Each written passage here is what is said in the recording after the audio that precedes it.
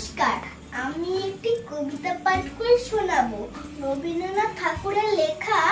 দামোদর শেঠ।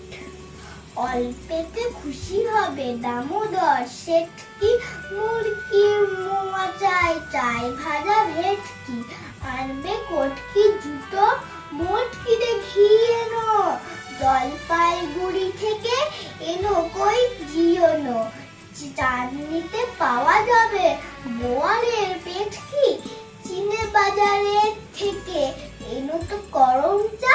কাঁকড়ার ডিম চাই চাই যে গরম চা, না হয় খরচা হবে মাথা হবে হেটকি, মনে রেখো বড় মাপের করা চাই আয়োজন,